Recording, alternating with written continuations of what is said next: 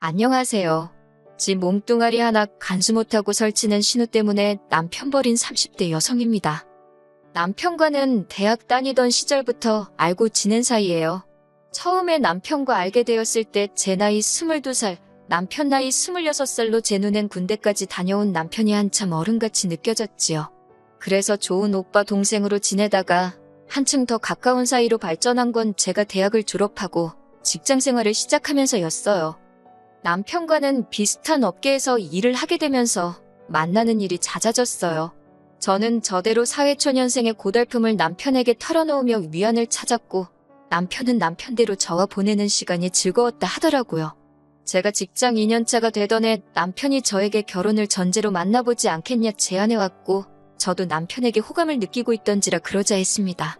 알고 지낸 시간이 길었던 덕분인지 사귀는 동안 어느 다른 연인들과 달리 작은 말다툼 한 번 없었어요. 양가 어른들과 지인들의 축복 속에서 부부의 연을 맺게 되었으니 앞으로 저희 앞에는 꽃길만 있을 줄 알았네요. 결혼 당시 남편의 상황에 대해서 살짝 이야기를 해보자면 일단 아버님은 공장에서 일을 하시는데 잘은 모르지만 석재를 가공하신다 들었어요. 어머님은 동네에서 떡집을 하시다가 몇 년 전 문을 닫으시고 이후로는 동네 아주머니들한테 가끔 소일거리를 받아다 하고 계신다고요. 그리고 남편의 형제관계로는 위로 2살 많은 장가간 아주버님과 아래로 2살 어린 신우가 있습니다. 아주버님과 형님은 작은 마트를 운영하면서 시댁 근처에 살고 있었고 신우는 대학을 졸업한 뒤 취업 준비를 하고 있었지요.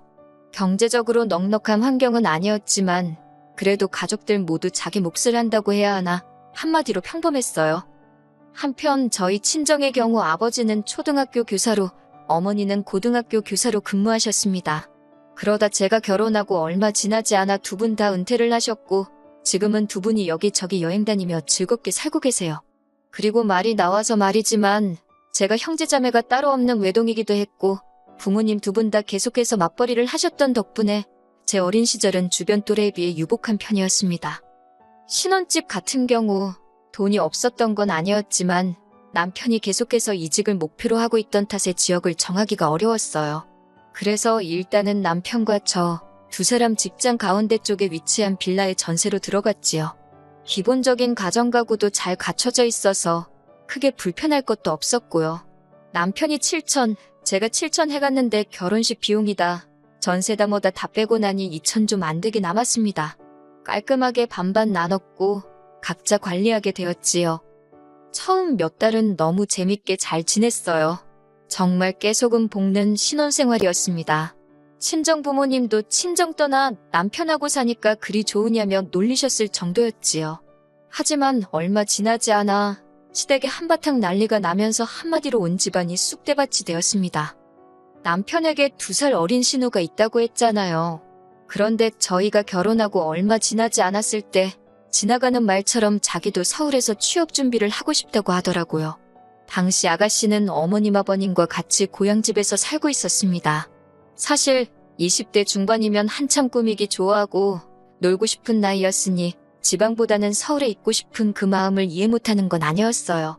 하지만 신우의 말이 마치 오빠네 집에 있고 싶다는 식으로 들려서 제가 쉽게 호응을 해줄 수가 없었습니다.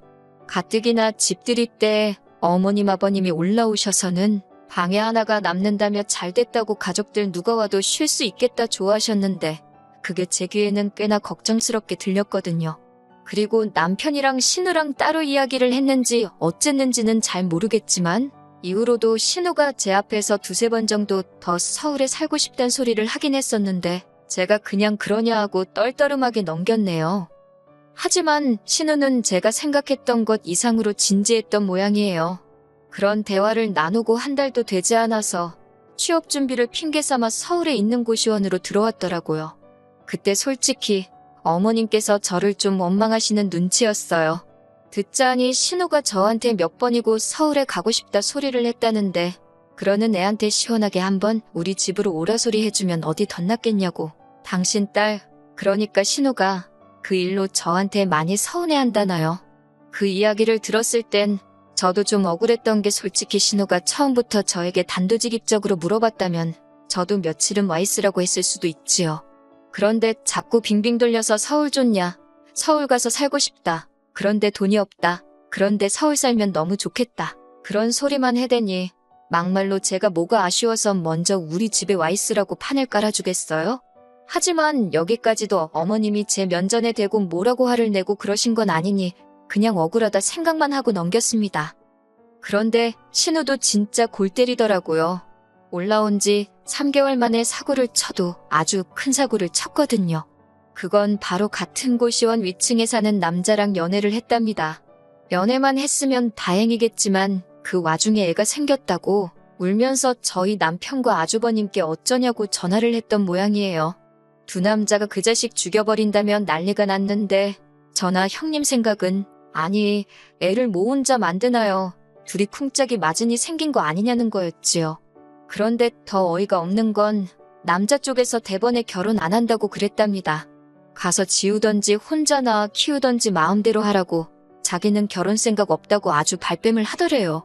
거기까지 알고 나니 그때는 아가씨가 좀 불쌍하더라고요.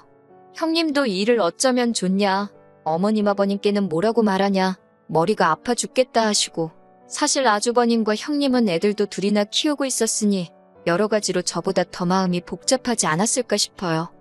결국 그렇게 저희 부부, 아주버님네 부부 그리고 신우와 그 남자까지 6명이 만나게 되었습니다. 아주 그냥 만나기만 하면 그 남자 다리 몽댕이라도 부러뜨려 놓을 것 같이 저희 남편이고 아주버님이고 열을 내더니 막상 신우가 그 남자한테 절절 매는 걸 보니까 강제로 뜯어놓을 수도 없고 남자를 달래야겠다 싶었나 봐요. 자기들 여동생 인생은 어쩌냐며 거의 애걸복걸을 하더만요.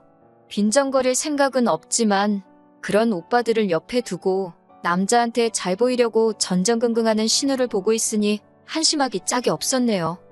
그리고 세상에 비밀은 없다는 말처럼 하루는 어머님이 연락도 없이 신우가 어떻게 지내는지 한번 보셔야겠다며 반찬을 싸들고 서울에 오셨어요.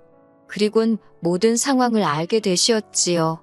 그 길로 어머님은 알아놓으시고 그래도 우여곡절 끝에 결국 신우는 결혼을 하게 되었습니다. 그 남자나 남자 부모나 원치 않는 결혼인데 억지로 하는 거라며 한 푼도 못 보태준다고 해서 저희 어머님 아버님이 5천 그리고 아주버님이 5천인가 해주셨대요. 저희 남편도 도와주고 싶어 안달난 강아지처럼 끙끙거리더니 저랑 상의도 없이 결혼 때 남은 돈 갖다 준 모양이 돼요. 괘씸하긴 했지만 지 돈 지가 쓰겠다는데 내가 뭐라 하나 싶어서 참고 넘어갔습니다. 하지만 아주버님네가 문제였어요. 솔직히 아주버님이 5천을 해주셨다 소리를 들었을 때 아주버님도 아주버님이지만 형님이 여장부다 싶었거든요. 그 5천을 돌려받을 수 있다는 보장도 없는데 어떻게 신우 시집 가는데 턱하니 내놓나 싶어서요. 그런데 알고 보니 형님이랑 상의도 없이 아주버님이 가게를 담보로 대출을 받아서 줬던 모양입니다. 형님이 그 사실을 아시고는 아주버님더러 네가 사람이냐며 네 애들 생각은 안 하냐고 대판 싸웠다대요. 그리고는 형님이 애들 둘 데리고 당신 친정으로 가버렸다고요. 그래도 그때는 형님이 이혼까지 각오한지는 몰랐습니다만 이 두 사람 정확히 1년 뒤에 남남이 되었어요. 아주버님이 유책 사유자로 양육권은 형님이 가지셨다대요. 한편 시간이 흘러 신우도 아들을 낳았습니다.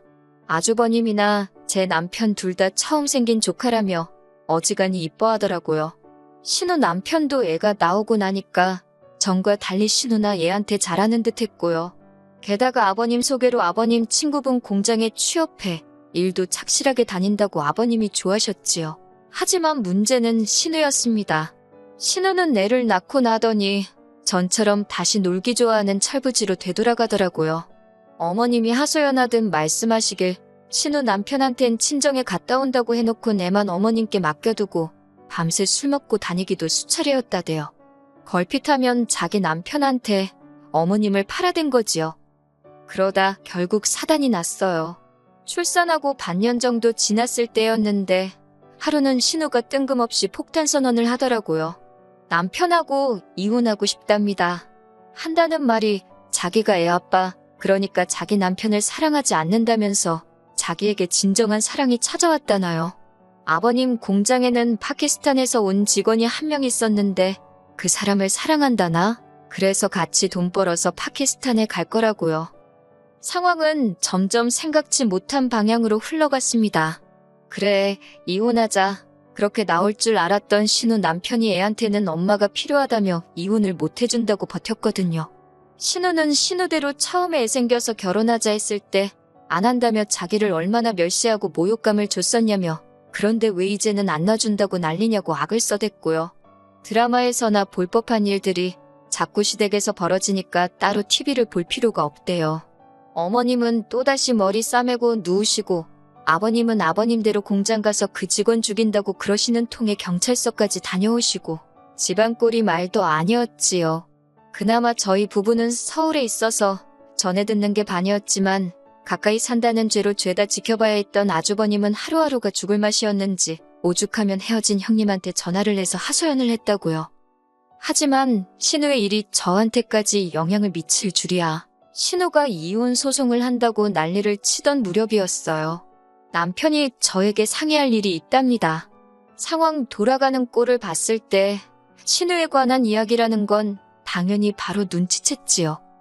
남편이 한다는 말이 저희 집 전세보증금을 빼서 신우를 주잡니다. 신우 이혼 소송을 한다고 난리인데 신우가 유책사유자다 보니 변호사를 선임하는 데 있어서 돈이 많이 들 것 같다고 오빠들더러 도와달라고 했대요. 그런데 아주버님은 이미 신우가 결혼할 때 5천을 해줘서 더 대출받을 곳도 없다며 이번엔 저희 남편더러 해주라 했다는 겁니다. 내가 당신도 그때 얼마 해주지 않았냐니까 그건 1,000만 원밖에 안 된다면서 그러더니 일단 저더러 그때 결혼 준비하고 저도 남은 돈이 좀 있지 않냐면서 그걸 내놓으래요. 예단이며 혼수며 그런 것도 거의 안 했었으니까 이렇게 지금이라도 해준다 생각하고 신우 주자고요. 제가 헛소리하고 앉아있다고 시집 오는 며느리가 신우한테 예단을 하냐고 어머님한테 하는 거지 그리고 당신은 우리 집에 뭐 해왔냐고 웃기는 소리 좀 하지 말라 했습니다. 그랬더니 남편이 그러면 알겠다고 일단 전세부터 빼잡니다. 제가 그럼 우린 어디 가서 살자는 거냐니까 일단 저희 부모님 댁에 들어가서 살면 안 되겠냐고 그래요. 경기도니까 버스 타고 지하철 타고 출퇴근도 할 수 있고 어이가 없어서 당신 동생이 사고를 쳤는데 왜 우리 부모님까지 피해를 봐야 되냐고 싫다 했습니다. 싫다고 할 게 너무 많아서 순서가 뒤죽박죽이긴 했는데 아무튼 집 전세 보증금 빼주기도 싫고 다 싫다고 했어요. 그러면서 남편더러 아무리 당신 동생이라지만 진짜 미친 엑스 아니냐고 결혼이고 이혼이고 장난이냐고 파키스탄 같은 소리 한다고 지금부터 단돈 1원이라도 신우한테 넘어갔다가는 너랑 나도 아주버님이랑 형님 꼴 난다 생각하라고 아주 악을 썼어요. 그런데도 제 아내 화는 가라앉지가 않았는데 한 이틀이나 지났나 어머님이 연락도 없이 올라오셨습니다. 다짜고짜 제 앞에서 눈물을 보이시는데 어머님 속도 속이 아니겠구나 싶어서 안아드렸어요. 하나밖에 없는 딸이 그 모양이니 얼마나 속이 상하시겠나 싶대요. 그런데 어머님이 제 손을 꼭 쥐시면서 그래도 동생인데 어쩌겠냐입니다. 엄밀히 말하면 남편의 동생이지 저하고는 상관없는 남이지만 시시비비 가릴 상황은 아니라 듣고만 있었어요. 그러더니 곧이어 어머님이 저더러 그러면 저만 믿겠답니다. 어려울수록 힘을 합하는 게 가족 아니겠냐고 이건 아닌데 싶어서 한마디 할까 하다가 남편하고 어머님하고 이야기할 게 아니다. 당사자하고 얘기를 해야겠다 싶어서 어머님 모셔다 드린다 하고 그대로 차 끌고 내려갔습니다. 어머님을 내려드리고 신우한테 전화를 했어요. 아가씨 보려고 내려왔으니 이야기 좀 하자니까 순순히 나오대요. 카페에서 자리를 잡고 앞으로 어떻게 할 생각이냐 물으니 오빠 그러니까 저희 남편이랑 저랑 이야기 다 된 거 아니냐입니다. 무슨 이야기냐고 하니까 이혼 소송하기로 했대요. 이렇게 불행한 결혼 생활은 할 수가 없다고 자기는 애도 필요 없다면서요.